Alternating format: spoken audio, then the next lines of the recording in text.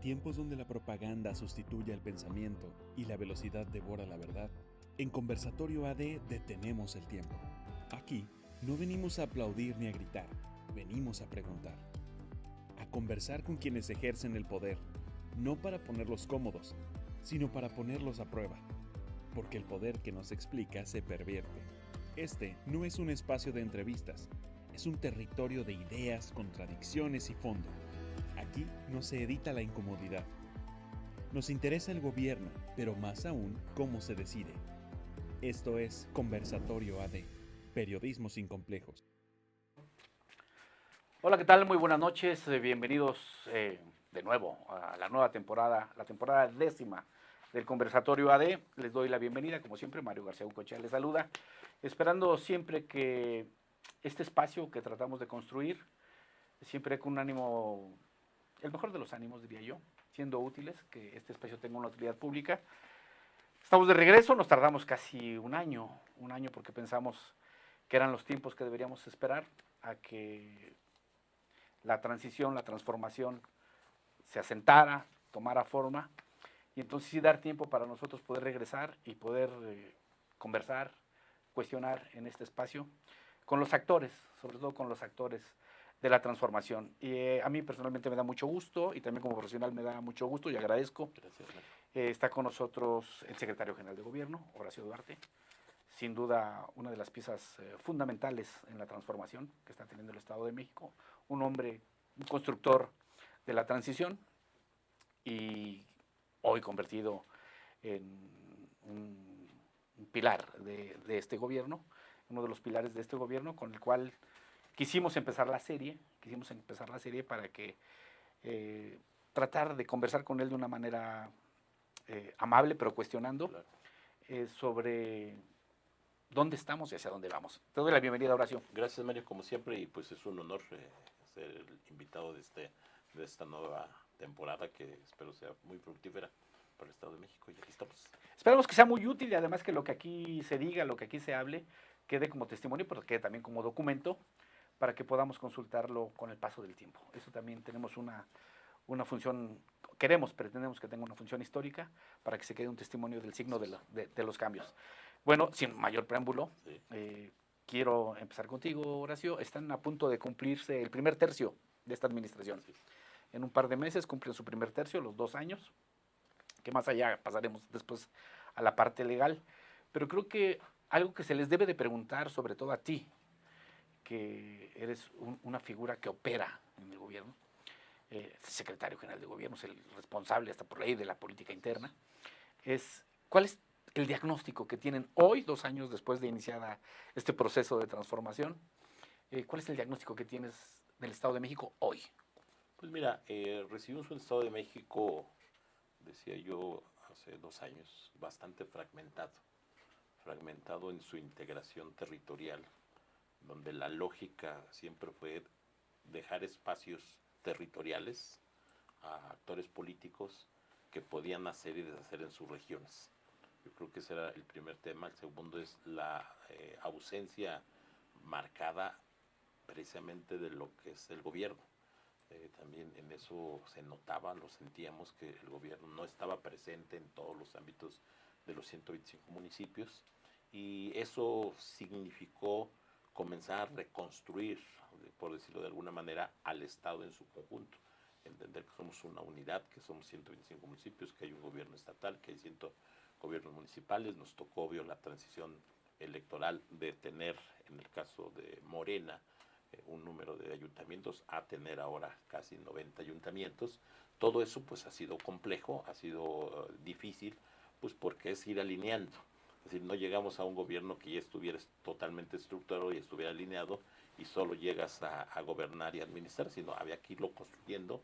Pero creo que la construcción ha sido positiva en términos de que hemos logrado, primero, que la gobernadora se coloque como la gran dirigente, la gran estadista que es, y que ella encabece con su buena voluntad, con su propio modelo, su estilo personal de gobernar, a una lógica de estabilidad. para la Secretaría General de Gobierno, pues el principal objeto es que haya estabilidad, ¿no? Esa es parte de mi tarea fundamental, hay estabilidad, hay diálogo entre los poderes, hay diálogo con los municipios, hay muy buena relación con el gobierno federal, con el gobierno de la Ciudad de México, con sus gobiernos vecinos, y eso creo que se nota en que las cosas comienzan a cambiar. Echamos a andar un programa exitoso que es Mujeres con Bienestar, reducimos ya ahora los índices de homicidios en el estado, estamos reduciendo varios delitos, de los 12 delitos de mayor impacto comienzan a reducirse, y eso pues se nota. ¿Por qué? Pues porque hay un trabajo coordinado. La gobernadora nos ha pedido siempre coordinarnos. Aquí no hay una sola visión, no hay un solo protagonista del gobierno, sino es entre todos. También, el tema del empleo. Acabamos de dar los datos del IMSS, los acaban de publicar. Somos ya en este mes el estado que más empleos formales generamos en las 32 entidades del país. Entonces, hay una buena, yo digo que hay estabilidad, está tranquilo el estado. ¿Estás satisfecho? ¿Crees que lo que se ha logrado en estos años o 10 meses que cumplen te da satisfacción? ¿Estás satisfecho? Sí, yo soy satisfecho porque hay un reconocimiento de la legitimidad de la aprobación de la gobernadora en las encuestas que hemos visto públicas, que se han hecho públicas, las que nosotros también hacemos, pues está entre 60 y 65% de aprobación, es un buen rango. Eso es signo de que la figura de la gobernadora está siendo bien aceptada por los ciudadanos. Los resultados del 24 pues así también lo demuestran. Entonces yo me siento satisfecho en esa parte. Obvio, a mí me gustaría que algunas acciones del gobierno, algunas lógicas pudieran ir avanzando más rápido, pero yo sí creo que el tiempo a veces nos va comiendo, como se dice popularmente, un día que no hagas algo, pues ya no lo recuperas, ya Claro. el cronómetro viene de regreso. Entonces, a mí sí me gustaría que hubiera cosas más rápido, pero no es un tema de deseo, es un tema de construcción. A veces, yo siempre daba una frase que decían que lo había dicho Mao en China, no sé si es cierto, que la revolución avanza al ritmo del más lento, no del más rápido. Y a veces quisiéramos que fuera más rápido. Yo personalmente quisiera que fuera más rápido, pero sí estoy satisfecho con lo que hemos hecho. Bien. ¿Qué debemos entender más allá del eslogan por transformación? ¿Qué deben entender los ciudadanos? ¿Cuál es realmente, que nos explicaras, para que a todos nos quede claro, qué debemos entender por la transformación? Bueno, primero el concepto que impuso el presidente López Obrador, en términos políticos, en términos del discurso, es que comenzara a cambiar los modelos de cómo se gobierna. Primero, que era combatir la corrupción. Creo que el tema fundamental sigue siendo en la 4T profundizar el combate a la corrupción, el combate a que desde el poder público no se hagan negocios, que no se hagan cosas que vayan fuera de la ley. Ese es un ¿Se está haciendo en el Estado de Sí, México? se está haciendo, sí. La verdad es que la gobernadora en eso ha sido muy insistente, muy incisiva. Todos los días nos recuerda que no hagamos adjudicaciones directas, que haya licitaciones, que se dé transparencia en los procesos. La Secretaría de la Contraloría interviene ahora de manera muy activa, a veces creo que hasta se ve rebasada en su capacidad institucional, pues porque la gobernadora le pide que se meta en muchos tramos de la administración, y eso es provechoso. Entonces la transformación es cambiar el modelo de cómo se gobierna. Segundo, la sencillez con la que se debe gobernar, que la maestra Delfina en eso es excepcional, es Sí. el mejor ejemplo. Es más, yo me atrevería a decir que, con todo respeto a muchos compañeros gobernadores, pues es el mejor ejemplo del López Obradorismo. Ella es el símbolo más importante de cómo se debe gobernar a ras de tierra, con la gente, siempre con esa sonrisa, siempre con esa cercanía. No hay forma de que ella se aísle de los ciudadanos, y eso es otro signo de la transformación. Y el tercero, pues el tema de los programas sociales, hacer que el gobierno sirva para redistribuir la riqueza. Aquí echamos a andar el programa de Mujeres con Bienestar, que es un programa muy ambicioso, con una cantidad muy importante de recursos, que le llega directo a la gente, que no hay condicionamiento, que no hay una circunstancia clientelar, sino pues se hace de manera transparente. Entonces yo diría que esos son tres signos muy importantes de la transformación. Y lo otro, pues en consecuencia, pues la vida democrática plena que tiene el Estado. El Estado vive con una tranquilidad democrática muy, muy importante. Así lo distinguirías. Eso es lo que la gente debería estar Sí, esperando. y yo creo que la gente lo percibe muy bien. En ese sentido, estos tres aspectos, la gente los ubica muy bien. En el caso nuestro del Estado, cuando se definió la frase el poder de servir, significaba el juego de que desde el poder se tenía que estar al servicio de la gente. Así que la función fundamental, que el tema fundamental de los funcionarios, empezando por la gobernadora hasta abajo, tiene que ser el servicio, el servicio, el servicio, que pues es una filosofía de vida además. Tomaron el gobierno de un estado, secretario, que tenía casi 80 años gobernado por un solo partido y quizá más allá de un solo partido, por un grupo Así es. en específico, que durante 80 años, son 8 décadas, se construyeron cosas terribles, ¿no? Se construyó un monstruo allá adentro desde el poder. En términos generales, a veces la percepción parece que ese monstruo no se extinguió, sino que solo está sedado, que está dormido, que sigue ahí. ¿Es errónea esta Pues, percepción? A ver, yo creo que tenemos que irnos a los datos. El año 23 lo derrotamos, o sea, ¿Sí? no lo escondimos, lo derrotamos. Ujú. En el año 24 terminó de derrotarse en los bastiones regionales que tenía, y yo creo que desde mi punto de vista no hay forma de que ese monstruo, como tú lo señalas, vuelva a revivir. Yo no lo veo, puedo estar equivocado, pero yo no lo veo porque creo que también el cambio de gobierno también significó un cambio de el rol del ciudadano. El ciudadano está muy empoderado, tú lo puedes ver hoy, la gente a través de las redes sociales opina, dice, cuestiona, critica, propone, y eso no va con el modelo del monstruo, ¿no? Eso ellos lo repelen absolutamente. Claro. Nosotros lo aplaudimos, de que la gente esté opinando, que la gente esté decidiendo, y yo creo que no veo en el corto plazo que puedan revivir. Obvio, lo van a intentar, claro, como todo régimen que está, pero pues hasta eso lo veo difícil, porque pues ha habido una sangría también de cuadros de esos que pensaban que estando allá podían tener todavía vida política en el Estado de México y en el país. ¿Ha sido fácil entonces romper estas estructuras que se construyeron durante 80 años? No, no ha sido fácil. Digo, las estructuras, porque son estructuras de poder político, exacto, pero sobre todo de poder económico. O sea, creo que el Estado de México siempre significó el ejemplo perfecto, o casi perfecto, de la combinación de poder público con poder económico para llevar ventaja. Y no ha sido fácil, pues porque significa mucho hacerlo por la vía institucional.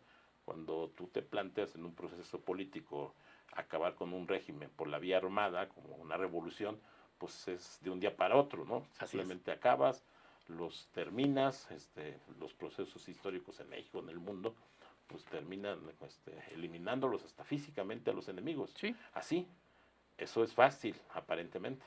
Lo difícil es hacerlo con un mecanismo en donde tiene que haber leyes, debe haber instituciones, debe haber contrapesos, tiene que haber diálogo, tienes que ir desmontando cosas desde adentro, y eso pues no es fácil, ¿no? Y creo que es parte de lo más complicado que nos ¿Y en qué fase están? Pues yo creo que ya en haberlo desmontado. ¿Ya lo tenían identificado? Ya lo teníamos identificado, porque eso era muy evidente. Además, la forma de actuación era muy burda.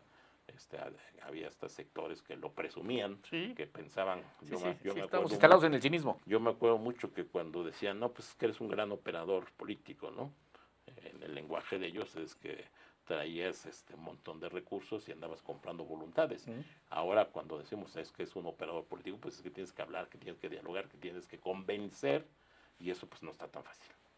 Muy bien, eso me interesaba que lo quieras. Bueno, en este contexto y hablando de lo que ha sido fácil, de las resistencias, de las no resistencias, en esto que nos has dicho, hay una marcada, desde mi punto de vista, y esa es solo mi opinión, no la tuya, y eso quiero ser muy claro, es que en esta recomposición de fuerzas, hasta de fuerzas políticas, de antagonismos, no las veo yo replegadas en concreto en un partido político, sino más allá en poderes casi fácticos, ¿no? Que no son a veces ni siquiera perceptibles ni reconocibles. Y justamente de ahí es donde yo analizo y veo que se genera o se construyen ciertas narrativas. Como una de las narrativas que se repite con insistencia es que efectivamente esta personalidad de persona tan buena, de esa bonomía que tiene la gobernadora, ha dificultado, ¿no? Porque es casi como le decía, domar un monstruo, domar una bestia, ¿no? Que se esperaba quizá con más energía, y se ha generado una crítica, y yo te la pregunto, ¿dónde se decide el rumbo del Estado de México? ¿En Toluca, en el Palacio Nacional o en otra parte? No, el destino del Estado de México se decidió primero en las urnas, con la gente. La gente decidió que en el Estado de México se pusiera al frente del gobierno a la maestra Delfina como gobernadora. Se definió por la gente, por los ciudadanos, que se pusiera en Palacio Nacional a la presidenta Claudia Sheinbaum. Aportamos 5.300.000 votos, una cantidad la más alta de todo el país. Y eso nos compromete a qué, a que se toman las decisiones de manera coordinada. Nosotros afortunadamente somos el gobierno de la maestra Delfina, un gobierno que se coordina muy bien con la presidencia de Claudia Sheinbaum. El mejor ejemplo es lo que se acaba de anunciar, el Plan Oriente, donde vamos a invertir una cantidad de recursos muy importante. Gran plan, es un gran plan que fue construido en el día a día con la presidenta, la gobernadora, en las giras que venía, platicaban de la importancia de no abandonar al Oriente, pues porque había sido la zona más excluida en términos urbanos. Recuerda que el Oriente del Estado es la zona más pobre urbana del país, y en ese sentido se requiere una intervención, y afortunadamente la presidenta lo entendió muy rápido, lo entendió muy bien, y aterrizó el plan Oriente, que ya estamos arrancando, ya empezaron algunas acciones, y ese es el mejor ejemplo donde se toman las decisiones coordinadas. Yo te diría, hasta a veces podríamos decirlo, que a veces se toman en la camioneta, en las giras, o sea, cuando va la presidenta, cuando viene la presidenta, va la gobernadora, ahí se toman las decisiones. Y la otra, pues es que la maestra toma decisiones, como decías, a pesar de su estilo, su forma, que algunos la quieren confundir, y aprovecho, que no se confundan, los que no entiendan rápido el modelo de la gobernadora, tradicionalmente lo leen mal, algunos se quieren pasar de vivos, y algunos otros la quieren ver como signo de debilidad, pero que ni se equivoquen. La maestra es muy clara, cuando toma un tema, cuando asume una posición, la echa a andar, la instrumenta, o a lo mejor no la da a conocer el público, no, ella no es tan mediática, hay que reconocerlo, pero que se siente pero es firme. Firme, clara y contundente.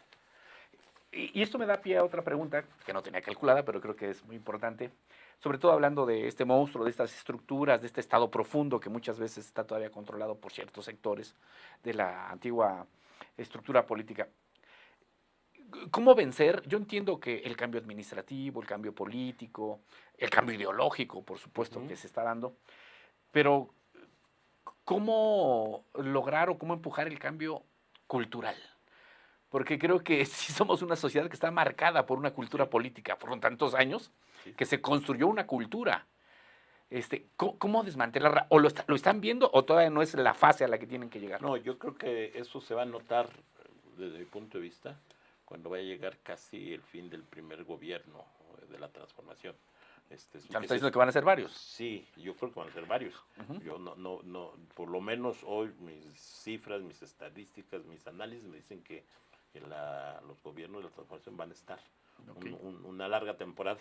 Pero entonces yo lo que veo es que será casi al final cuando se empiece a notar ese cambio, porque también es desmontar una idea de cómo se debe gobernar. Yo recuerdo que cuando iba a algún estado, cuando me tocó una responsabilidad nacional, pues decía, ¿de dónde es? Del Estado de México?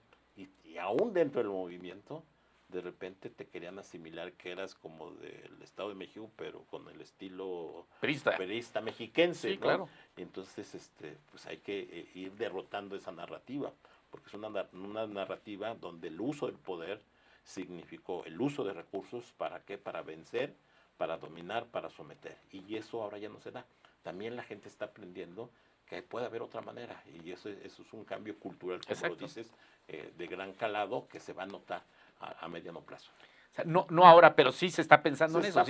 Sí, claro, porque si no, no tiene sentido. Si tú solo cambias la forma, el estilo, la regla, la norma, lo administrativo, lo burocrático, pero no cambias el concepto, no cambias la idea de que la gente tiene que ser el eje de toda la acción pública, pues entonces estás equivocado. Yo luego veo analistas o compañeros incluso del movimiento, que sus opiniones todo el tiempo tienen que hablar con el poder. Sí. solo del poder, no Sí. hablan de la gente. Claro. ¿No? O sea, y yo creo que el gran valor, el gran cambio cultural que ahora tiene con la gobernadora es que la gobernadora no habla para los políticos, No habla para entre el los pueblo. políticos, habla con el pueblo, para el pueblo y por el pueblo. Y yo creo que ese es el valor fundamental, ese es el cambio cultural. Por eso algunos compañeros incluso no terminan Sí, no lo comprenden. no lo comprenden, no les gusta, pues porque estaban acostumbrados al modelo anterior, donde tenían buena interlocución en ese nivel.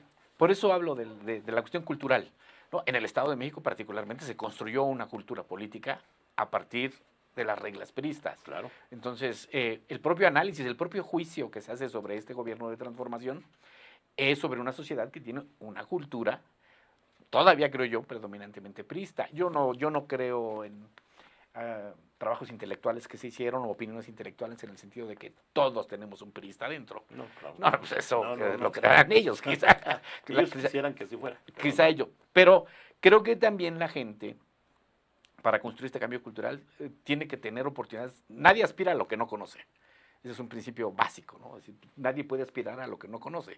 Entonces, demostrar en los hechos que hay otras formas de hacer las cosas es una manera de este, no trasvase, pero sí cambio de la idea, ¿no? Y no sé si lo tengan como una política pública, si lo tengan como un principio ideológico, pero sí me llamaba la atención decir, no he escuchado una narrativa que se construya a partir de esto. No, yo creo que sí hay una, más que una política pública, hay un concepto ideológico Ajá. y una clara acción política en ese sentido, de lograr impactar en la modificación de la concepción del ejercicio del poder, la concepción del ejercicio ciudadano, y en eso creo que la gobernadora es muy clara, a lo mejor no lo pone en una gran frase, pero lo ejerce todos los días, ¿no? Claro. Y ahí es cuando ya hablando de las relaciones, de la estructura, del modelo que se vio, pues yo me he encontrado todos los días de que a veces no la entienden y entonces usan esta regla, como están acostumbrados a otras reglas, piensan que está ausente, pero no está ausente, está más presente. Sí, es otra forma. Es otra forma. Yo recuerdo, te voy a contar una anécdota, no voy a decir ni la institución ni las personas. Estaba invitada a un evento, que era un evento, digamos, que en la concepción anterior, de Estado casi, Ajá. ¿no? Y ella decidió no ir a ese evento, sino ir a otra cosa social en la calle. Cambió la calle por el oropelo, por la forma. Pues ya se la querían comer viva, el agraviado ya se quería casi suicidar, porque cómo se le ocurría a la gobernadora no ir a ese gran evento, recuerdo, esa reunión de los poderes, ¿no? Y se le había ocurrido ir a ver un tema social con la gente. Entonces yo le explicaba en el ánimo de calmarlo, pues que entendiera que era un nuevo modelo, que no esperara las mismas reglas del viejo régimen, que esas ya se acabaron, ya se fueron. Ahora hay unas nuevas que tienen que ver, insisto, poner a la gente, a los ciudadanos del Estado de México en el eje central de la transformación. Eso me parece interesante y pasando otro bloque de preguntas, pero que va ligado con lo que nos acabas de responder. Yo no recuerdo, tengo muchos años siendo un observador de la política local. Yo empecé muy joven y ya no estoy nada joven. Yo no recuerdo una figura que ejerciera el poder como lo ejerce la maestra Delfina. Eso sí es indudable. Habría quizá algún personaje carismático, no carismático, pero en el caso de la maestra Delfina no es solo carisma, ¿no? Es auténtico. Viene del pueblo y se entrega al pueblo. Eso me parece que es... pero en términos de ejercicio del poder, que es distinto, que es muy distinto, supongo que necesita una personalidad como la de la maestra, que creo que es muy beneficiosa para la transformación, pero en términos de ejercicio del poder necesita una figura fuerte, fuertísima, de mano. ¿Eres tú esa figura pues no fuerte? lo sé si sea yo simplemente a mí me toca ejercer mi cargo de secretario general de gobierno. Yo a veces lo comento con los compañeros del gabinete, pues les digo, pues así está la ley, ¿no? O sea, a mí me toca coordinar, reforzar, encabezar muchas acciones dentro del gobierno, no necesariamente hacia afuera. Hacia afuera, para eso está la gobernadora, que hace todo el trabajo político, de presencia, de cercanía con los ciudadanos, pero nosotros nos tocan. Yo, por ejemplo, alguna vez algún compañero decía, ¿por qué ¿por qué platicas, por ejemplo, con Paco Vázquez, no? Ujú. Digo, pues porque la ley dice que Claro. el encargado de las relaciones con los órganos, con los poderes legislativo, judicial, pues es el secretario general de gobierno. Mal haría no hacer mi trabajo. O con los órganos autónomos, porque veo derechos humanos, porque veo en su momento al IFOEM, porque veo a varios organismos, pues porque es mi trabajo. Y yo creo que eso le sirve mucho a la gobernadora, sea yo o cualquiera que sea el secretario de gobierno, le sirve mucho que ese secretario de gobierno haga bien su trabajo en términos de mantener la estabilidad todos los días para que ella esté abocada de manera directa con algo que lo hace muy bien, que es su objeto principal, que es su motivo de vida, podría yo decirlo, y que está convencida, como dijiste, no lo hace por pose, de estar cercano a la gente. Sí. Digo, la semana pasada, ella decidió salir, lo ha hecho varias veces, Ujú. eso es todo un fenómeno, caminando. Ujú. Fue a una pequeña tienda a comprar Sí. unas cosas. Sí, sí, lo sabía, alguna Sí, vez lo había comentado. y Sí. entonces ahí va platicando. Digo, obviamente son casi 2 horas de 2 cuadras de Palacio de Gobierno a donde va, Ajá. pero eso, como decías tú, ¿quién lo ha hecho? Nadie. Yo no recuerdo un solo Es que es una gobernador. cosmogonía. O sea, más Es, allá de un desplante, así ve ella la vida. es ella, mira, Así. afortunadamente, cuando luego me preguntan cómo es el trato con la maestra, muy sencillo, porque no hay ni doble discurso, ni te trata de engañar, ni te dice sí pero no, o sea, es muy transparente y con una sencillez de que muchos venimos de familias, de la sencillez, o sea, Claro. entender que así funcionan las cosas y no estar haciendo elaboraciones acá muy sofisticadas. Sí, la posición que tú ocupas, el ministerio que tú tienes, siempre ha sido por su característica propia. Así Es un ministerio complicado. Complicado justamente porque te toca esa relación, ¿no? Y a ti te toca estar en contacto con los poderes económicos, con los poderes políticos, con toda esa parte te toca. No por gusto, como tú bien lo dices, por ley, es por ministerio. Claro, lo hago también con gusto, la verdad lo Ajá. siento como una parte de mi esencia, de lo que me ha tocado construir a lo largo de mi carrera.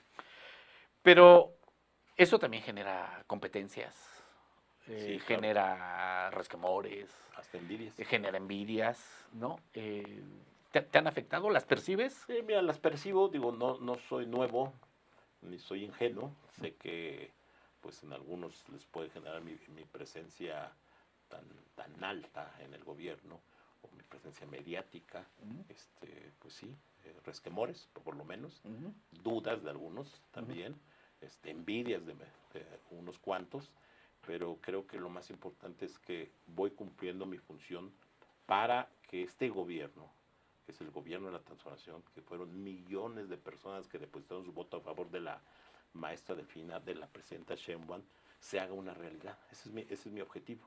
Nada más, no quedar bien con mis detractores o mis enemigos o mis críticos. Con ellos, pues no los puedo convencer, más que con hechos, con resultados, con actos que permitan demostrar que el Estado de México ha valido la pena la transformación. En la percepción política, en la conversación Sí, política, y creo también que en buena medida en la percepción general, se te asume como una figura de poder muy fuerte. ¿Tú te asumes así también? pues mira, si hago mi análisis todas las mañanas de mi vida sencilla que sigo llevando, pues no, digo, sigo desayunando lo mismo, sigo comiendo lo mismo, no soy de andar no he cambiado mi estilo de vivir, no voy a grandes restaurantes, no me cambié de ropa, no me compré una residencia. Entonces, pues, si eso para algunos es poderoso, pues para mí no lo es, porque sigo siendo en esencia el mismo. Obvio, con más responsabilidad, a veces con más blanco de críticas, pero pues ejerzo mi trabajo y luego creo con gusto, con placer. Todas las mañanas me levanto con muchas ganas de trabajar, de demostrar sobre todo algo que lo decía muchas veces el presidente López Obrador, no defraudar la confianza de la gente, no defraudar la confianza del que nos hizo que estuviéramos en el Palacio de Gobierno, porque por mí nadie votó, votaron por la gobernadora. Y yo estoy al servicio de la gobernadora para que a ella cumpla su encomienda, su encargo que le dieron millones de mexiquenses, ¿no? Y entonces, pues, en eso pues, hay mucho gusto y yo lo hago con mucha libertad y con mucha pasión incluso. Al ser una figura que atrae la mirada de muchos, quizá de muchos que quisieran estar donde estás, eh, genera necesariamente intriga, que es un arma política ancestral, ¿no? La intriga. ¿Ha afectado estas críticas o intrigas tu relación con la gobernadora? No, yo no lo noto. Digo, yo creo que si la afectaría o la estuviera afectada, pues seguramente ya me lo hubiera dicho. Yo la relación que tengo con la gobernadora de ya más de 12, 13 años de trabajar con ella, siempre ha sido muy transparente. Cuando ella piensa que algo no le gusta de lo que hago, me lo dice. O sea, no me lo guarda, me Sí, llama. Sí, me dice, oiga, no me gusta esto, no creo que en esto, tenga cuidado en esto. O sea, es muy claro, por eso te decía al inicio, ella es muy transparente. Ella no te deja, no te anda doble mensaje, ni te manda un vocero, un emisario a que te lo diga. Ella te sienta y te dice, o te dice que quieres que de fuerza. Por ejemplo, en mi caso, pues sí, de repente sí me dice, oiga, métale más aquí, ponga más atención en esto, jale más este tema. Cuando ve necesidad de que me meta temas que originalmente no son de la Secretaría de Gobierno, también me lo pide y les dice a los compañeros de Evidente que me voy a meter a jalar, a ayudar, a empujar.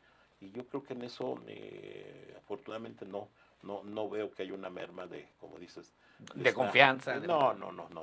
nos vemos todos los días.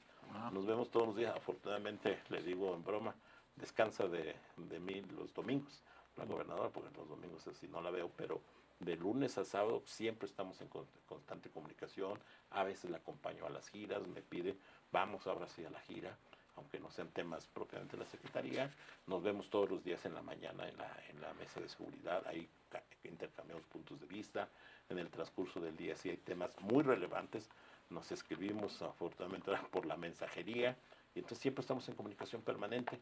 Y insisto, no veo ninguna duda de la confianza, pues porque, insisto, tratamos de hacerlo lo mejor posible. Bueno, para pasar un poco más a preguntas más concretas, que supongo que la gente me estará diciendo pregúntale, pero además llevamos muy ¿Sí? cortos en el tiempo, porque debemos de decirle que una de las modificaciones de este conversatorio es que no lo vamos a hacer tan extensos como acostumbrábamos antes, sino que tenemos ahí de 45 minutos, ya nos llevamos bastantes. Yo pasaría a las preguntas prácticas que creo que la gente se está haciendo, secretario Horacio, como lo digo con respeto y con confianza. Con toda confianza. En términos de operación política, creo que el trabajo ha sido positivo, ¿no? Si vemos todo lo que ha pasado en estos 2 años, que quizá a veces se lee como inconexo, pero han pasado muchísimas cosas, ¿no? Muchísimas cosas. Y creo que para el gobierno de la transformación, en términos generales, y en particular para la gobernadora, han sido resultados positivos, Claro. ¿no? Más reciente, pues, la elección judicial, Así es. que tuvo buenos resultados en el Estado, quizá muy perfectible, muy mejorable, Claro que sí. pero hubo resultados. Y se ha sacado prácticamente todo. Y en este contexto me llama, porque es teniendo todas las condiciones para tener buenos resultados, se descompuso tanto el conflicto de la universidad, creo yo, con una falsa postura, de pensando que como es autónoma es casi un atolón, una ínsula, ¿no? No nos podemos meter. No podemos ni siquiera opinar, no podemos ni siquiera coordinar. ¿Por qué se complicó tanto lo de la universidad? Pues mira, yo creo que primero se complicó porque se estuvo esperando replicar el viejo modelo. Volvemos a lo de la cultura. Sí, o volvemos a la cultura. Por más que se les dijo a los actores de la universidad respetuosamente, no nos vamos a meter. Ahí es donde dices, estaban añorando que sí nos metiéramos. Claro. Y yo creo que alguien lo decía, pues a veces no se está preparado para la democracia, ¿no? Entonces cuando se les dice, eres libre, ejerce tu libertad, pónganse de acuerdo, y no lo lograron. Yo creo que ahí es donde, ese es el punto de quiebre absoluto. Y yo creo que en ese sentido la universidad pues no se merece, desafortunadamente, esta crisis en la que está metida. Sí. No se la merece porque es una institución que tiene muchos años de prestigio, tiene una herencia cultural impresionante con el Instituto Literario, grandes pensadores del liberalismo mexicano. Sí, estuvieron los aquí, grandes liberales, pues, liberales, nigromantes. y estuvieron, ¿no? Entonces, Claro. como que es una afrenta, una injusticia que se tenga esa crisis, pero tiene que ver con eso, con que no se entendió que no iba a haber una línea. O sea, desafortunadamente lo que estaban esperando, como se hacía en el modelo anterior, que la gobernadora definiera al rector y lo pusiera como si fuera un secretario más del Sí. gabinete, porque así se hacía, hay Así que se hacía, decirlo, así no, se hacía, claro. así, y no se hizo, y entonces pues no supieron qué hacer en ese sentido, así con mucha claridad lo digo. Y bueno, eso pasó. Pero ahora, ¿qué va a pasar? No, pues yo creo que ahora noto que el nuevo encargado Ujú. está haciendo el esfuerzo de reconstruir. Yo lo veo muy bien, o sea, yo veo que lo intentó desde el primer, para mí fue muy simbólico que cuando lo nombraron encargado de la rectoría, que hasta eso, no había la figura ahí jurídica, Sí, no, muy eso es complejo. un O sea, galimatías, ¿eh? o sea, la universidad no estaba preparada ni siquiera para una crisis, Ujú. ¿no? O sea, no tenía un andamiaje institucional. Pero ahora lo veo muy activo, lo vi que hizo un gran acto que fue a ver a los estudiantes Ujú. el primer día, digo, no a enfrentarlos, sino a Escucharlos. escucharlos, y eso creo que ayudó mucho. Y he estado siguiendo las mesas de trabajo que están haciendo, las reformas que ya aprobaron, y creo que eso va a ayudar ya a salir de la crisis de la universidad, sobre todo para que nuestros jóvenes, nuestros muchachos regresen a clase, Ajá. porque no se puede perder la esencia de la universidad, que es enseñar, estudiar, difundir la cultura, difundir el conocimiento universal, la ciencia, la investigación, que esa es la esencia de la universidad, nada más. ¿Tú crees que hay condiciones para realmente lograr un cambio estructural en la universidad? Sí, yo veo que sí. Evidentemente lo hemos dicho, nosotros no nos vamos a meter en términos. Siguen en Sí, ese. seguimos en esa lógica porque pensamos que la universidad tiene sus reglas, tiene sus modos. Recordemos que grandes movimientos sociales en México surgieron en las universidades Claro. por la falta de tacto de los gobiernos en turno, ¿no? La forma de cómo enfrentar un tema, pero creo que la sociedad pide que se resuelva el conflicto de la universidad para bien de la universidad y para bien del Estado de México. Tú eres un abogado, además, creo yo que un buen abogado, ¿no? Pues ahí, de hecho, Bueno, pues está en los antecedentes, la historia lo dice. Fuiste el abogado de Andrés Manuel. Entonces, hay un antecedente. Y te lo digo porque, para dejar este sí, capítulo de la universidad, porque no quiero instalarme ahí, entendiendo esta postura que nos que acabas de ratificar, ¿no? Básicamente seguiremos que se respeto. autorregulen, que tomen sus Claro. decisiones. Pero, ¿qué opinión te merece que dentro de estos cambios que han hecho el estatuto universitario está, bueno, el voto universal, donde se incluye a los estudiantes de educación media superior? Uh-huh. Pero la mayoría, creo que se les pasó, hay algo por desapercibido, que la mayoría de los estudiantes de educación media superior son menores de edad. Sí. Digo, el modelo de voto universal lo tienen muchas universidades del mundo, no solo de México. Cuando es bien conducido en términos institucionales, es una gran herramienta de participación. Pero desde el punto de vista legal. No, a ver, yo creo que habría que diferenciar la parte legal de la ciudadanía, que son a partir de los 18, de la parte legal de ser integrantes de una comunidad universitaria. Digo, no, yo no. O sea, ¿tú no ves conflicto ahí? No veo conflicto, ni la pondría en la misma tesitura. O sea, ¿tú crees que no puede ser motivo? Hay grupos de resistencia, ¿eh? Eso Sí, es obvio. obvio. El conflicto tiene que ver con las resistencias Así que hay hacia adentro. Que yo supongo que están lamiéndose los bigotes porque ahí esperan un motivo para el litigio. No, yo creo que no, porque ese modelo del voto que se tiene universal en las universidades está ampliamente en muchas universidades. Es más, de hecho lo tenemos en la universidad, solo que era indirecto, no era directo, ¿no? Lo que cambia es que ahora hay una mayor participación, bueno, de todos, que se abre a la participación de los centros universitarios de fuera de la capital, que será muy importante. Yo creo que ese es un reclamo normal que hasta en la vida política se da, ¿no? Sacar todo de Toluca, por decirlo de alguna manera, ese era un reclamo en el Estado de México. Y yo creo que eso va a resistir muy bien eso, y creo que va a abrir la puerta para resolver el conflicto. En temas de la actualidad, que además a la gente le preocupan y se pregunta, secretario,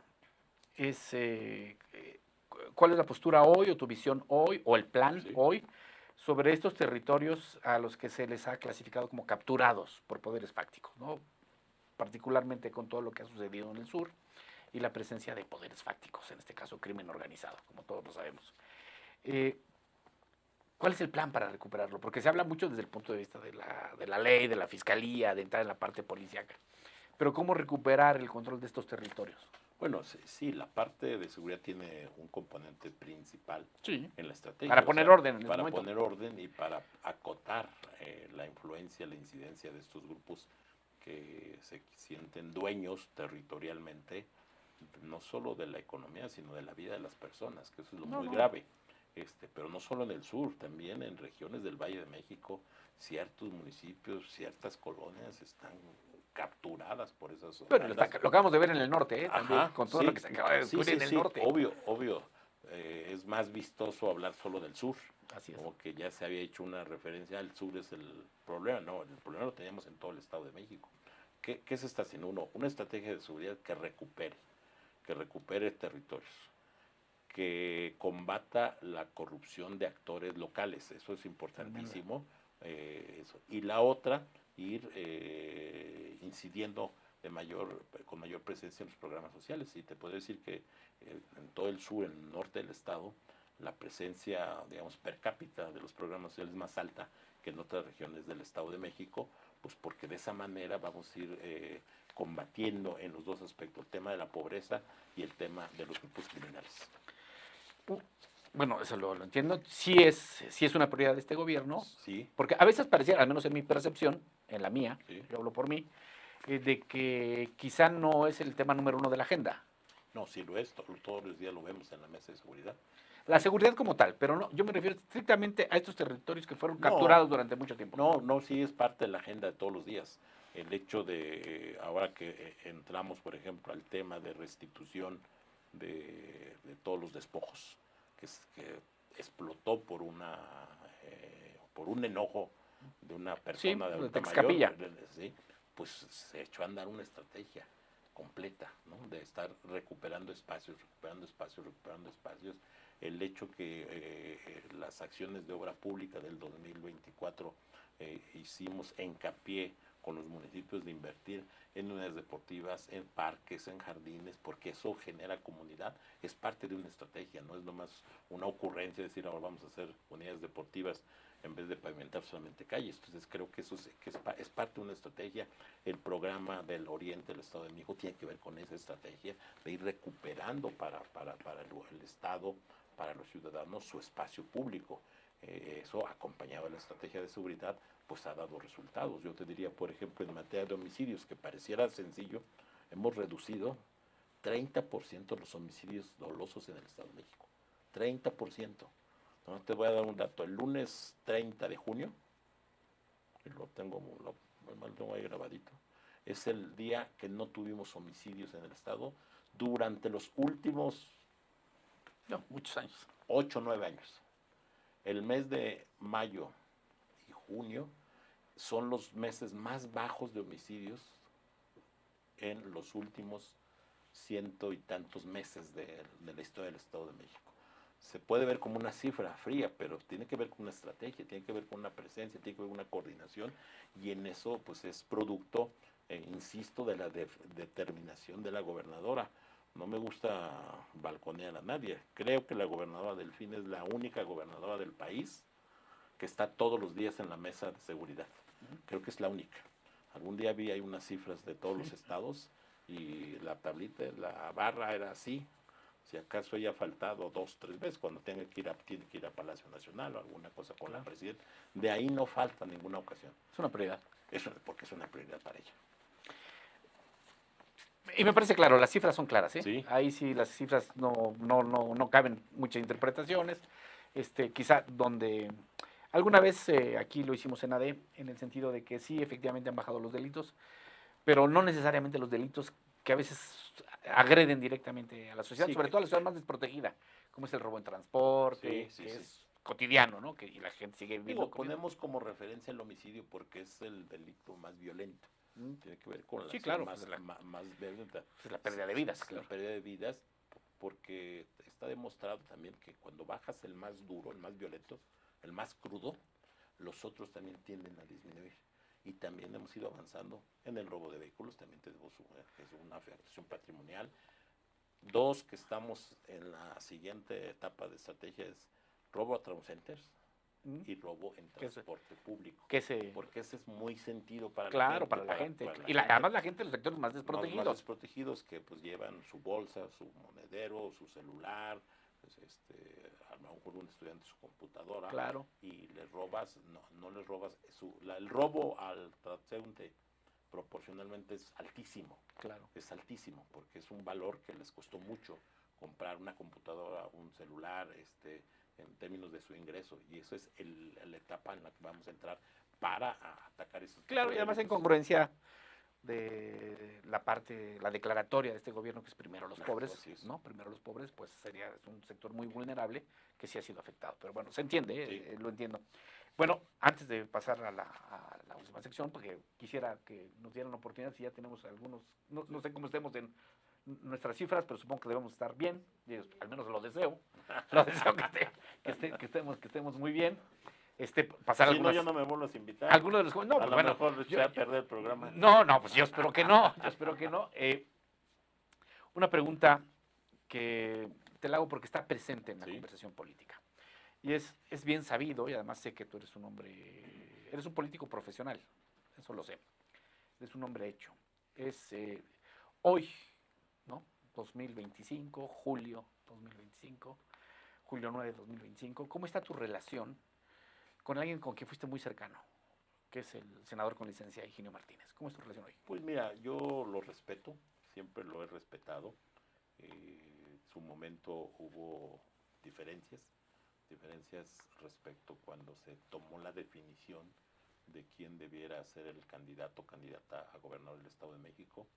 Desde mi punto de vista, él no entendió en ese momento, pues que había una definición clara que era que la encuesta la ganó la gobernadora Delfina.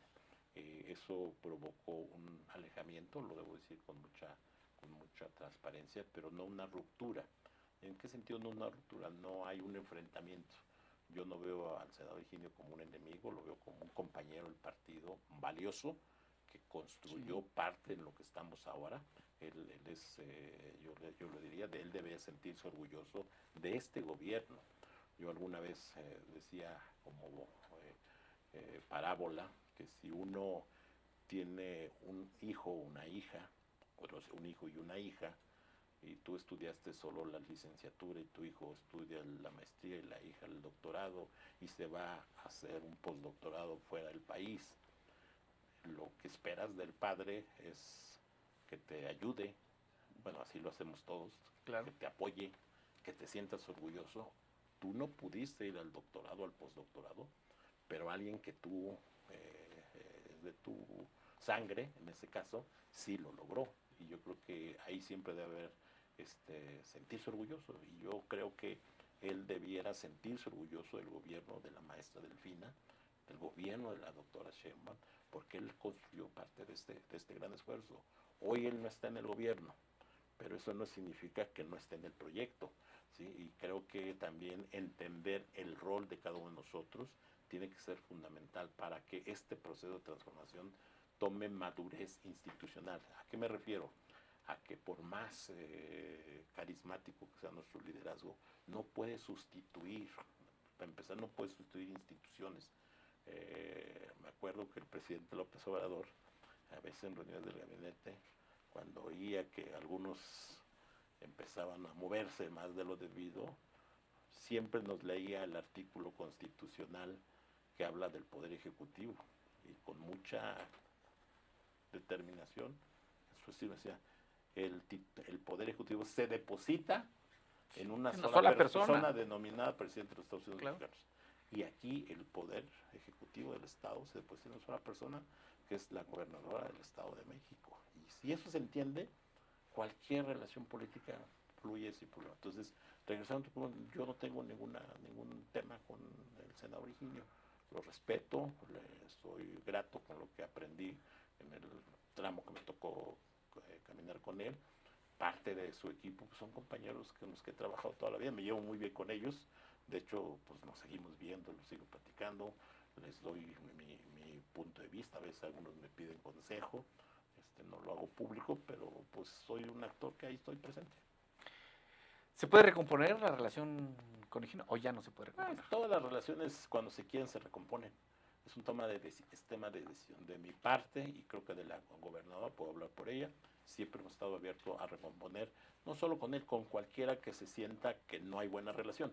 Porque digo, en esto de la vida pública, pues hay unos actores, pero hay muchos. Unos más fuertes, con mayor presencia, pero yo creo que se puede reconstruir para bien del Estado de México, para lograr el objetivo que es que el gobierno del Estado de México y el gobierno nacional de la doctora Sheinbaum funcione para la gente. Yo creo que siempre se está abierto a cualquier posibilidad. No es mi afán, esto para comentar lo que estoy preguntando, amarrar navajas, ni mucho menos, pero a mí me queda claro que, al menos en la verbalización, el senador con licencia ha escalado, ha proferido juicios, desde mi punto de vista, severos. Quizá no personales, pero sí al gobierno, ¿no? Que no entendería yo cómo pueden recomponer una situación así, donde creo que más que político, lo entiendo, es mi interpretación, creo que más que de fondo de una cuestión política, es un factor humano, ¿no? Es una cuestión humana, es decir, pues no lo acepto, pues, ¿no? Claro. No lo acepto porque quizá todos ustedes eran mis pupilos, yo los formé, y pues yo tendría que estar en la cúspide, ¿no? Y la pregunta va camina en este sentido, Horacio. Me parece que no solo es correcto la posición de ustedes, de la gobernadora tuya, de decir, pues nosotros no estaríamos dispuestos a recomponerlo, pero no solo también depende de ustedes. No, claro. No, también depende de la otra parte. Para que haya entendimiento tiene que haber dos partes. Claro. ¿Les preocuparía un rompimiento, un desprendimiento no solo de Higinio como persona, sino como líder de un grupo, de una estructura que además es real, ¿no? Que tiene presencia en muchos municipios, que tiene presencia en la legislatura local, ¿no? Tiene diputados que simpatizan con él, las dos senadoras me queda claro que simpatizan con él, síndicos, regidores, funcionarios, hay funcionarios que simpatizan con él. ¿Provocaría un shock? A ver, yo no veo una ruptura, no veo que vaya a haber una ruptura al interior del movimiento y que digan, unos se van para acá y otros se van para allá. Eso no lo veo. No lo ves, okay. No, yo creo que a pesar de que pueda haber críticas, hay mucha madurez y saber que aquí en este movimiento, en el partido, en Morena, hay una vida política todavía de mucho largo plazo. Entonces, no tendría ninguna lógica ni numérica ni matemática una ruptura. Obvio, si me dices que si me gustan las rupturas, no me gustan las rupturas. Yo soy una persona que me gusta construir. Yo siempre en broma les digo a los compañeros que en su calculadora nomás tengan dos teclas, suma y multiplicación, ni restan ni divisiones, no, quítenlas, les digo, porque no a un régimen o a un gobierno no le sirven ni las divisiones ni las restas, pero no depende de nosotros. Por lo menos en lo que a mí me toca, yo nunca haré nada porque haya una ruptura. Siempre tenderé la mano a él, al senador Higinio, a todos los demás compañeros. Yo te digo, yo hablo con muchos de su equipo permanentemente, con presidentes municipales, presidentes municipales, los recibo, los atiendo, los apoyo, me hablan, me buscan, oye, ayúdame con esto, y sin ningún tema de condicionamiento. Y ahí hay muchos, o sea, si algunos nos escuchan, nos ven, sabrán que los trato como debe tratarse a todos, porque los trato por parejo, aunque haya mayor afinidad con unos, con otros, pues siempre ha sido, porque eso nos instruyó la gobernadora, y la gobernadora nos ha dicho que no estamos para pelear, para decirlo de manera muy bien, clara, claro. No estamos para pelear, y pues ya cada quien toma sus decisiones. Nosotros hemos tomado una decisión de avanzar, de seguir construyendo y de seguir tendiendo la mano para todas y para todos, al interior del movimiento y afuera del movimiento. Lo que sí diría es que también entender que ya hay nuevos actores. Esto es algo que creo que parte del problema, no entender que hay nuevos actores. El movimiento es tan amplio, esto que llamamos Morena, que es un partido, pero somos un movimiento, es tan amplio que a veces algunos no alcanzan a ver todos, porque o se quedan en el pasado o se quedan en su fotografía instantánea y no ven que esto ha crecido pues para bien como opción política, ¿no? Y en ese sentido, pues así vamos a continuar. Bueno, me queda claro, no sé, es una imagen que yo diría, sintetizando, tratando de sintetizar tu idea o interpretar tu idea. Es decir, Morena tiene puertas abiertas y las puertas sirven para entrar y para salir. Pues yo espero que sirvan más para entrar que para salir. Bueno, pero sirven para las dos. Pues sí, comúnmente las puertas tienen esas dos funciones. Muy bien. Solo las del cielo ya no Esas sí ya no te regresas. Esa ya es más para Bueno, hay otras, pero esas después platicaremos. Una pregunta que para llegar al bloque final, Sí. ¿no? Estoy muy agradecido, no sé si tengan preguntas o no tienen preguntas. Ya están. A ver, porque para darle la cabida a la gente, a ver si las pueden ir corriendo. Yolanda Zarco, ¿cómo unificar Morena? Y iba con ese contexto, es decir, parecería muy paradójico que los mayores adversarios de políticos que tienen no están en la derecha, ni en la otra derecha o la media derecha. No, yo no los veo como adversarios. Sino están dentro A de ver, Morena. Somos un movimiento... Y responde la Yolanda Zarco, ¿no? Dice, ¿cómo la unidad? Ajá, ¿cómo unificar Con Morena? acción, con trabajo, con tolerancia. Algo que me ha enseñado, digo, tengo mucho en el servicio público en distintos niveles, pero ahora en la Secretaría General de Gobierno, lo que me he aprendido todavía más, la tolerancia. No puedo tener la piel sensible, ni enojarme, ni nada. O sea, tengo que hacer uso de todas las herramientas, yo diría casi espirituales, para entender que estos son procesos políticos, no son temas personales, y que la unidad se construye con todos los días en los hechos. Y si uno tiene que ceder, si uno tiene que plantear, lo hace y no pasa nada, porque al final el valor superior es mantener al movimiento unido. Yo creo que Morena está unido, digo, tenemos diferencias, no solo, y lo digo, no solo a lo mejor el Senado con nosotros con el Senado, entre otras fuerzas que se mueven al interior de Morena, pero tampoco es malo, o sea, tampoco somos un movimiento monolítico donde hay un pensamiento único, y eso es parte de la libertad y eso es parte de la democracia, que también nos tenemos que acostumbrar a vivirla. Bueno, las diferencias son claras, son documentales, ¿no? No es algo que solo forme parte del imaginario político. No. Y fue la elección anterior de la dirigencia estatal de Morena. Claro. ¿No? Ahí se notó claramente las diferencias y claramente que había dos visiones, al menos políticas. Pero también hubo un número suficiente para... Sí, claro, dominante, en mayoría. En ese momento tenía... Y te la digo en el contexto, Horacio, porque el próximo mes tendrían que revisar otra vez la dirigencia estatal. Es una decisión que toma el Consejo Nacional. Recordemos que Morena es un partido, no somos un partido federado, somos un partido nacional. Así es. Y tiene sus... Es una sola línea, en este caso. El Consejo Nacional de Morena tomará la definición de qué hacer con las dirigencias estatales, no solo del Estado de México, que eso es muy importante que los que nos ven lo sepan. No, lo que toque en el Estado de México de su dirigencia, la permanencia o la extensión, no depende por los actores locales, es una definición nacional, es una definición donde participan consejeros del Estado de México y toman la decisión, y eso es a lo que nos vamos a tener. Por eso no está tan difícil, yo lo digo, por eso no, a ver, yo siempre digo que en la política debe haber el menor número de incertidumbre. Y en esto no hay incertidumbre, la certidumbre es que el Consejo se reúne, discute, aprueba, y a eso nos acatamos. No hay ni voluntades personales ni caprichos locales, sino una definición nacional. Yo siempre he insistido mucho, y perdón, Mario, en eso sí me voy a detener. Sí, claro. Somos un movimiento nacional. Morena, el movimiento organizacional, somos un movimiento nacional, en marco de un tema nacional que creó el presidente Andrés Manuel López Obrador.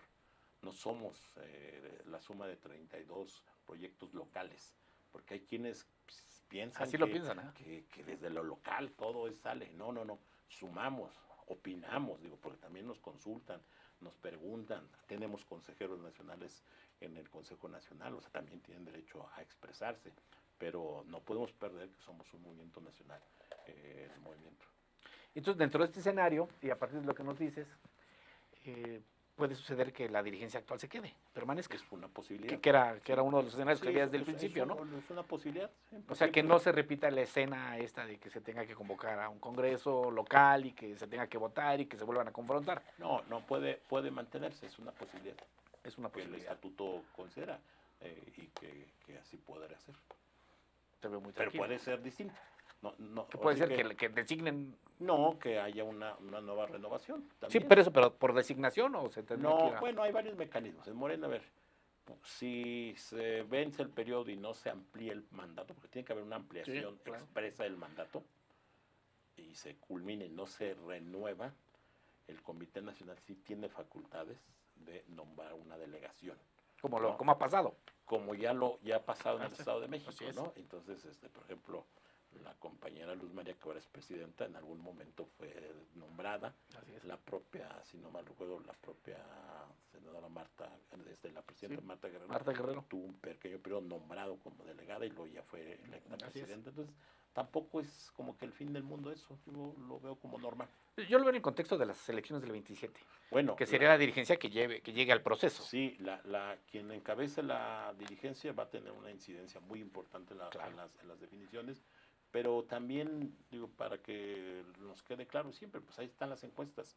Tú por más que domines un consejo, la presidencia del partido, pues la encuesta es lo que define quién sean los candidatos a nivel municipal o a nivel de diputado federal y diputado Claro. local que habrá en el 27. Tampoco el método de las encuestas pues nos ha sido muy útil. Claro. O sea, yo lo digo, ha sido muy útil porque permite que sean candidatos los mejor evaluados, no los de las definiciones de los equipos, que esa es una lógica todavía anterior, ¿no?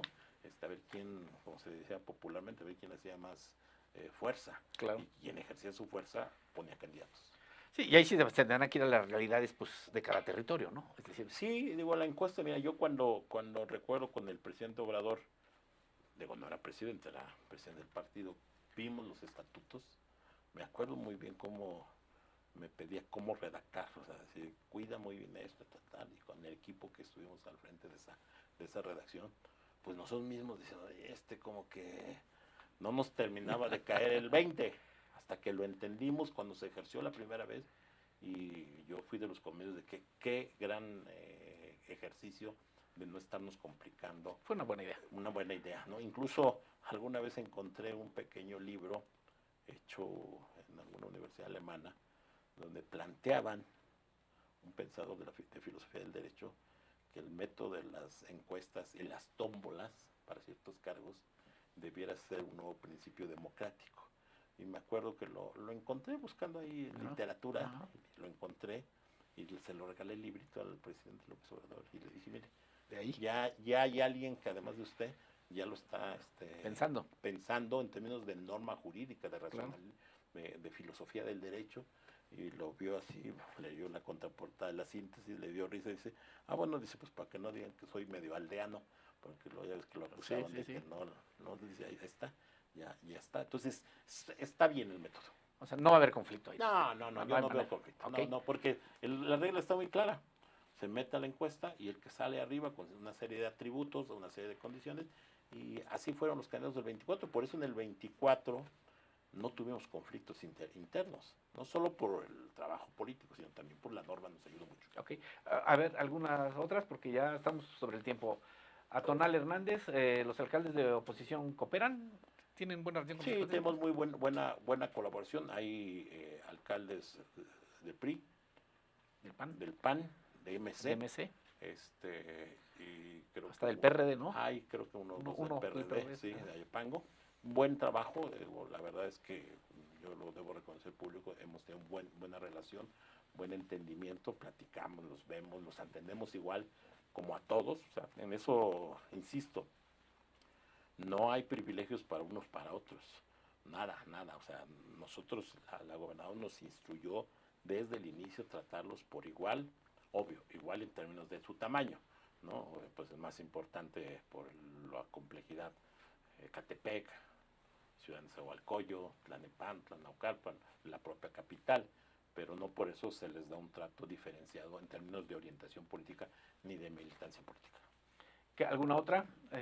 Liberen porque ya vamos con el tiempo. Eri Esquivel, ¿hay una estrategia real para acabar con la corrupción en el nivel municipal?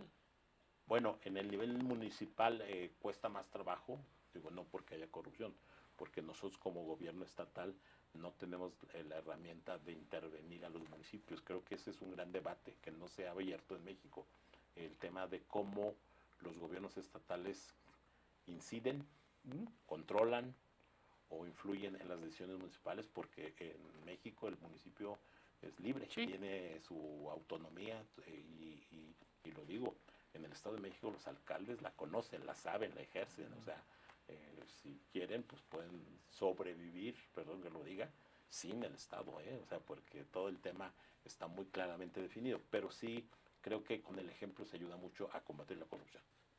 Muy bien, ¿alguna otra? O'Brien Zulaika Carpio, ¿cómo va el tema del ICEMIN y en general el tema de salud en el Estado de México? A ver, yo creo que el tema de salud del Estado de México es uno de los grandes temas pendientes por terminar de resolver o comenzar a resolver. Y lo digo con mucha responsabilidad. Los modelos que desde a nivel nacional se implementaron para el tema de salud han sido muy complejos. Hoy todavía estamos terminando en el tema de la entrega, recepción del Instituto de Salud del Estado al IMSS Bienestar. Ayer tuvimos un evento de entrega de un número importante de unidades médicas. Seguimos todos los días. Es un trabajo impresionante porque es un trabajo muy técnico, porque es entregar edificios, recursos, personal, comprar medicinas, todo en paralelo. Es decir, el proceso de salud desafortunadamente no se puede suspender, no es como traer al gobierno que suspendes, te metes, lo agarras y lo vuelves a echar a andar. No es como la obra pública, es, bueno, no hago en un año una obra y en un año la reinicio. Aquí no, aquí es en vivo, entonces no puede parar. Todo es en línea, como dijera hoy, todo es en línea, entonces tienes que hacer ese. Ha sido muy complejo, lo debo reconocer. Eso. Y en el tema del ICEMIN, pues estamos haciendo la revisión, sobre todo en términos financieros. El tema del ICEMIN deriva de un modelo financiero que prácticamente llevó a que el ICEMIN entrara en una crisis de no tener recursos suficientes. ¿Qué fue lo que pasó? Para que se entienda, como aumenta la expectativa de vida, la gente se empieza en el caso de los trabajadores, se empieza a jubilar más joven. Entonces, al tener una mayor expectativa de vida, el tema de los recursos para las pensiones pues aumenta en proporción, porque vivimos los mexicanos, los mexicanos más tiempo. Eso nunca se calculó, cuando se creó el ICEMIN, nunca se calculó ese crecimiento de la expectativa de vida. Entonces se calculó con una expectativa de vida menor. Se dijo, pues nos va a alcanzar para que vivan hasta los, por ejemplo, 70 años, pero ahora resulta que no estamos viviendo. Sí, financieramente 70, no es viable. No es viable, entonces se está haciendo una revisión integral. La gobernadora desde hace ya meses nos pidió a un equipo que se meta a hacer la revisión integral de cómo, insisto, resolver el tema del ICEMIN, pero sin parar el servicio. Insisto, eso es, claro. El tema de salud, ese es un tema que, insisto, no se puede parar. Pero ahí el tema central es la parte de las pensiones, ¿no? No pensiones, tanto lo de salud. No. El ICEMIN, para que se entienda, tiene dos componentes: salud, que es hospitales, clínicas, médicos, atención, medicamentos, y las pensiones a los trabajadores del gobierno, que es la parte y los municipios. Bueno, pero hay otro componente, que es las aportaciones, quienes aportan. En eso hay que decir que luego, sobre todo, son instancias de los municipios que no pagan sus aportaciones. Durante mucho tiempo se fue el modelo. Porque, ¿qué pasaba? A ver, un municipio le retiene al trabajador su aportación, no la entera, y se la queda, y no es que se la roben, no estoy acusando de nomás no la entera y la usa para otro gasto. Nada más la jinetean, digamos. Pues la usan para otro fin. Yo me atrevo a decir, lo jinetean. Sí, entonces, ¿qué pasaba? Que venía un gobierno, pues el municipio X tenía tanta deuda, y para congraciarse políticamente, pues bórrale la deuda. Sí. Pero va generando un hoyo. Mira, por ejemplo. Pero la pregunta sería, Horacio, ¿es salvable el ICEMIN? Sí, no, claro, todas las instituciones son salvables. Obvio, cuestan mucho trabajo, hay que destinarle muchos recursos, hay que hacer un nuevo modelo, un nuevo plan que permita que la gente siga teniendo el servicio, que los jubilados, los pensionados tengan garantizados sus pensiones y jubilaciones, pero claro que es salvable. Pero se van a tardar. Se tardan porque son procesos muy largos, muy lentos y muy largos. A ver, dile a la gente que te está viendo como cuánto tiempo creen que podrán tener ya una solución en el ICEMIN. Bueno, primero estamos terminando de hacer toda la parte económica, la valoración. Calculamos que nos vamos a llevar este año para tener ya la idea clara. La idea clara, y después la implementación pues pasarán un par de años, pero se va a mantener el servicio y se tiene que mejorar. Bueno, a ver, dinos, siendo un hombre tú tan informado, además que secretario general de gobierno, ¿qué pasó con el contralor? ¿Qué contralor? Pues el del ICEMIM, ¿no? Que Pues renunció o lo renunciaron. No, pues entiendo que renunció por un tema personal, que escuché que algo de su mamá, ¿no? Que dijo que tenía un problema. La verdad, no sé. Pero pues así es el servicio público, ahí van Claro. van y vienen. Pero no, y no afecta nada. No afecta, ¿no? El ICEMIN tiene una solidez institucional, tiene un consejo, a ver, luego se piensa que todo es personal, ¿no? O sea, que yo soy el único. El ICEMIN tiene un consejo donde están los sindicatos más importantes, UTEIN, SEMSEM, están las instituciones del Estado, está el DIFEM, está el gobierno del Estado, la Oficialía Mayor, Finanzas, están las propias funciones del ICEMIN, entonces tiene un órgano que controla, vigila y da seguimiento a todo. Muy bien, ¿alguna otra para ya cerrar? Siempre lo hago, la verdad es que ya hasta me apena darles disculpas, pero siempre nos abruma la cantidad de, no sé cuántos mensajes tendremos. 800 comentarios. O sea, es imposible que leamos 5,000 conectados, 800 comentarios. Les agradezco mucho a la gente que nos está viendo y a la gente que está comentando. Sería imposible, imagínense que responda el secretario 800. Pero bueno, con esto vamos a dar plazo porque para cumplir con lo que acordamos con el secretario tiene mucho trabajo. Diego Ávila, ¿qué harán con los que siguen del viejo régimen, ya que siguen los despojos, los abusos y la corrupción? Bueno, a ver, entiendo que despojos se refieren a la parte física de predios, ¿no? Sí, es lo que a está ver, pasando. lo que detonó el tema de la famosa señora Carlota, Así es. ¿no? Bueno, a partir de eso, en trabajo institucional con la Fiscalía, se creó una Fiscalía especializada y ahora tenemos, si no mal recuerdo, hasta el primer semestre del año, casi 2,000 y tantos casos de denuncias. Sí se incentivó la denuncia, porque luego empezamos a hacer acciones para regresar. Si no me falla la memoria, ya debemos llevar casi 500 inmuebles. Sí, era un problema muy grave, ¿no? Sí, era un problema muy grave, pero estaba así escondido, no se notaba, no se veía.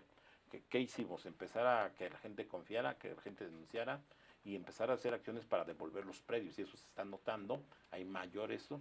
La otra es romper esta corrupción que se da sobre todo en el Valle de México, no tanto en el Valle de Toluca, de organizaciones, sindicatos que se meten a estar traficando con ese tema. Se les está rompiendo, hay detenciones, ha habido consignaciones, ya han salido los primeros casos, y eso está ayudando a que se logre romper ese mal hábito, esa cosa delincuencial que afecta el patrimonio de la gente. Sí, y creo que también se refería, que yo no sé, creo que no, desde mi punto de vista, a mí no me preguntan, te preguntan a ti, pero yo creo que no es sano estigmatizar, ¿no? Porque hay una especie como de estigmatización de que, y estoy hablando no de los dirigentes o de la clase política, sino de la gente que formó parte de un partido que dominó 80 años. No. Y que ahora pareciera que pues, ahora córranlos a todos. Mira, eso es un gran tema. La gobernadora ha sido muy respetuoso de la base trabajadora del gobierno del Estado. Pues porque más allá de partidos son ciudadanos, claro, o sea, padres de familia, hermanos que tienen que llevar un sustento, y además hubiera sido un despropósito a todos, ¿no? imposible. Sí, claro. Yo creo que en ese sentido, lo que sí creo, en ese sentido, en esa lógica, que todavía tenemos espacio para profundizar la llegada de más compañeros dirigentes de nuestro movimiento al gobierno del Estado. Yo eso sí creo que se puede hacer todavía, sin afectar ni incrementar el tema de gasto, porque ahí tenemos que ser muy responsables, pero tampoco dejando en posiciones claves a gente que no necesariamente comparte el proyecto de la gobernadora Delfina. Para cerrar el programa, ya esta sería con este bloque de cierre, agradecerte una vez más, pero hay una pregunta que todo el mundo se está haciendo y que te la tengo que hacer. Y no solo lo dice la ciencia política, creo que desde la parte filosófica es entendible, de que toda persona que está, en este caso la actividad política, tendría, no solo es legítimo, sino hasta obligatorio que aspire a ascender, porque en esa medida se compromete. La primera parte de la pregunta sería, yo tiene mucho tiempo, no recuerdo, creo que salvo uno que tengo más o menos presente, de un secretario general de gobierno que haya durado todo un sexenio. Creo que el último fue Manuel Cadena. Manuel Cadena, que también, por cierto, de Texcoco. Texcoco, ¿no? Sí. De Texcoco, ¿no? Algo deben de saber ustedes que no sé por qué. ¿Tú te ves como un secretario general de gobierno de 6 años? Pues mira, la verdad es que no me lo he propuesto racionalmente, decir, voy a durar 6 años. Lo que me he propuesto es trabajar todos los días hasta que la gobernadora defina si debo seguir o no.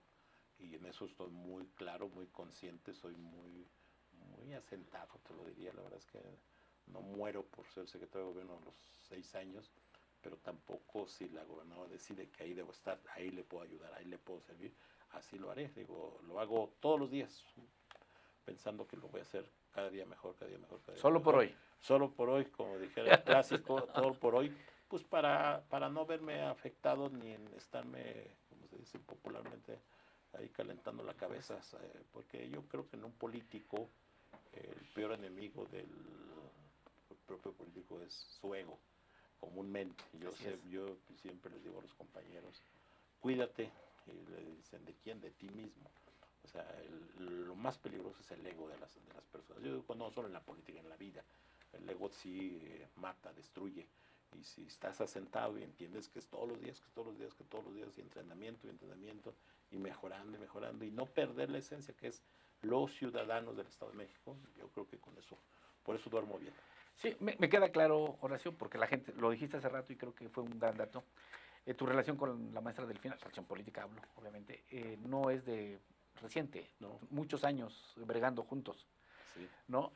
La primera vez que intentó ser gobernadora, la segunda, Cuando fue alcaldesa, cuando de fue Texcoco, alcaldesa, hacia allá, o sea, me tocó compartir con ella una parte del gobierno como secretario del ayuntamiento. sí, hay una historia, Sí, que quizás sí, no sí. la gente lo sepa, y me queda claro Además, que... el otro día encontré una foto cuando yo siendo presidente, ya es anecdótico, yo siendo presidente ya era directora de la escuela, pegado a la presidencia municipal, y yo fui padrino de la generación de los niños. Entonces tenemos una foto del 2001, donde estamos los dos ahí en la foto, rodeados de muchos niños.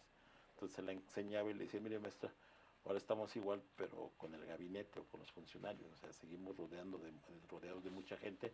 ¿Y por qué lo mencionamos? Porque decía la maestra, la clave es el equipo, claro. La clave es la coordinación. Entonces, lo digo como anécdota. Y hacia allá iba. La verdad que desde hace mucho tiempo tú has sabido ser un muy eficaz con la maestra Delfina, ¿no? Como coordinador de campaña, o sea, has sabido jugar en la posición 2, que es fundamental. Hoy eres 2, ¿no? O la posición, el ministerio que tú ocupas, la posición 2 del gobierno del Estado de México. Pero me parece que es un sueño vivo, digo yo, hasta obligatorio, que tú sueñes con ser algún día uno. ¿Lo sueñas ya o no lo sueñas? No, la verdad es que no. Puede sonar a mentira, pero no lo es. Desde que ingresé a la política, ingresé como tenía activo como 13, 14 años, o sea, iba yo terminando la secundaria cuando yo ya andaba en esto. Siempre, jamás me propuse tener un cargo. No era mi objeto, sino mi objeto, me gusta el trabajo social con la gente. Entonces, ahora sé que me toca cumplir mi papel de secretario general de gobierno, y sé que la posibilidad o no de tener otro cargo, pues no depende solo de mí, depende de muchos factores, de factores sociales, de factores políticos, de humor social, claro, de percepción, de carisma, todo eso que se sintetiza cuando se define a una persona para que ocupe otro cargo. Y yo no estoy en este momento ni metido en eso, ni obsesionado con eso, pues porque si no me distrae. Yo siempre les digo, yo soy mucho de procesos con mis compañeros de equipo, tratar de enseñar, por decirlo de alguna manera, que no nos obsesionemos, porque la obsesión también mata. La obsesión se vuelve contra ti mismo, porque si no se logra, se genera rencor. Y si se genera rencor, se empieza a generar una circunstancia que empieza como crítica y termina como otra cosa. Entonces yo no estoy metido en eso, lo digo, no he sido yo quien ha planteado esa posibilidad, y no la voy a plantear hasta que haya cumplido mis ciclos en su momento. Ahorita estoy dedicado al 25, después al 26, después al 27, al 28 y así sucesivamente. Uno por uno. Uno por uno, Pues porque si no, yo eso sí lo aprendí, que cuando uno se tropieza con sus propios sueños, sus propias aspiraciones, te distraes, te distraes. Yo insisto mucho, recuerdo las enseñanzas del presidente López Obrador, que nos decía, no se distraigan, no se distraigan de su función, su encomienda, su mandato, ¿no? Su encargo, como él nos Así decía. es, tu encargo. ¿No? Él decía, no, pues sí, tienes un cargo, pero tienes un encargo, que Claro. es distinto. Y ahorita tengo un encargo y el encargo lo disfruto, lo hago bien, según yo, desde mi punto de vista, y ya lo demás lo veremos más adelante, ¿no? Y lo digo con total transparencia, para que aquellos que les genera Sí, sí. envidia, se diga, no se preocupen, no, eso no está en discusión en este momento, mejor fortalezcamos el gobierno de la gobernadora, porque además lo digo, quienes anden pensando en el 29, le faltan al respeto a la gobernadora, porque estamos apenas por cumplir los 2 años y la verdad es que es un despropósito. ¿No? Es Bueno, un despropósito. Déjame meter esa pregunta porque lo tocaste y ya se me había olvidado. Quiero ser muy respetuoso, Sí. pero creo que es un barullo que además surge desde la ignorancia, creo yo. Lo digo con todo respeto y con toda proporción, en el sentido de esta narrativa que se trata de construir en ciertos lugares, de que se cumplen los 2 años, de acuerdo a la Constitución, pues ya no sería necesario convocar a nuevas elecciones, en caso de una sustitución, en el caso de la gobernadora, ¿no? Y entonces construyen todo un escenario, ¿no? Todo un escenario, decir, no, pues es que ya está preparado, son los 2 años, ya no va a haber elecciones, entonces pues ya van a cambiar a la gobernadora y Horacio va a ser el próximo gobernador. ¿Qué les dirías? No, primero que se serenen. Y segundo, que no le falten el respeto a la gobernadora. Porque, a ver, quien plantea esos escenarios son los mismos que en el 17 y en el 23 decían que la gobernadora no podía, que siempre dependía de otros, ¿no? Yo lo verbalizo, que de Higinio, que de mí, que de Andrés Manuel López Obrador, para hacer lo que es. Yo les diría que revisen la historia de la maestra. A ver, la maestra fue profesora de grupo, fue directora de una escuela, una de las más grandes del Estado de México, se llama Centro Escolar Nezahualcóyotl de Texcoco, durante más de 10 años. Luego fue presidenta municipal, luego fue diputada federal, la única que ganamos en el Estado de México y de las poquitas que en el 2015 ganamos. Sí, en los tiempos del PRI hegemónico. El PRI hegemónico. Es más, creo que de los poquitos que ganaron fueron 2. La hoy gobernadora Rocío Nale y la maestra Delfina, y fueron diputadas de mayoría, fueron juntos, hoy son gobernadoras. Luego fue, la maestra Delfina fue senadora, ¿no? Bueno, candidata. Bueno, candidata a gobernadora. Luego senadora de la República. Luego superdelegada, como se le decía. Sí, la superdelegada. Luego fue secretaria de Educación. Hoy es gobernadora. No, su trayectoria es... A ver, por algo está aquí. Y yo creo que los que no la conocen, los que no la entienden, lo menos que ella estaría pensando es en irse. Claro. Porque ella además, por formación como maestra, le gusta cumplir su encomienda, su trabajo, lo disfruta. Entonces, cuando lo veo luego ahí en los corrillos políticos, me muero de risa, la verdad, pues porque no resiste el menor análisis, porque pues es más, creo que hay una tradición, no sé si en todo el país, pero en el Estado de México, cada vez que hay un nuevo gobernador que viene en los 2 primeros años, hay esa tradición de que se empieza a especular, que se escribe, que se pone, que se dice, pero no, yo veo a la gobernadora como una gobernadora que va a cumplir sus 6 años de gobierno, lo va a seguir haciendo muy bien, lo está haciendo muy bien, y le va a seguir demostrando, eso sí, a los mexiquenses, a la clase política, que lo más importante es estar al servicio de la gente, que la humildad que nos transmite la gobernadora es un valor fundamental, es un valor ético, moral, que nos pone muy alta la vara, por decirlo de alguna manera, y yo así la veo. Sí, bueno, yo te agradezco esta conversación, que nos prolongamos un poco más, te ofrezco una disculpa, nos pasamos algunos minutos, pero sí, yo cerraría este conversatorio. Bueno, aquí tengo los créditos, que ya espero que los corran, de todo el equipo, por favor. Se nos fue el tiempo y que saben, como siempre, hay imponderables, pero bueno, primero les informo que la próxima semana estará con nosotros Paco Vázquez, Sí. ¿no? El coordinador de los diputados de Morena, pero también presidente de la Junta de Coordinación Política, que creo que desde el Poder Legislativo hay muchas cosas que también que decir. Es un instrumento, una gran palanca para el cambio, Sí. y creo que tendríamos que preguntarle eso. Eso es otro. Lo otro, creo que cerrar este conversatorio agradeciendo al invitado, No, gracias, a Horacio, a tu y a apertura. todos los que nos están viendo.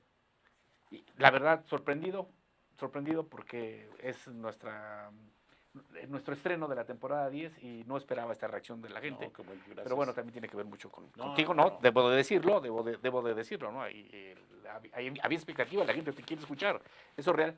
Pero yo cerraría este programa, este capítulo, con algo que el secretario Horacio lo dijo bien, y lo cual yo coincido plenamente. Sí tenemos una gobernadora humilde, modesta, pero tenemos una gobernadora muy fuerte, Sí. y eso hay que entenderlo, ¿no? O sea, no se contrapone un concepto con otro, por el contrario, creo que se complementan. Para ser humilde hay que ser fuerte, y creo que Delfina, la gobernadora Delfina, es una mujer muy fuerte, es una gobernadora fuerte. Creo que se equivocan quienes lo ven de alguna manera contra ella. Te deseo el mejor de los Gracias. éxitos para que la transformación sea, Gracias. porque de verdad habemos muchos que empujamos durante muchos años para que la transformación se diera. Ojalá cumplan ahora ese programa. Yo estoy seguro que sí se va a cumplir. Y se Muchas va a gracias. cumplir. Gracias, Mario, y a todos los que nos vieron. Muchas gracias.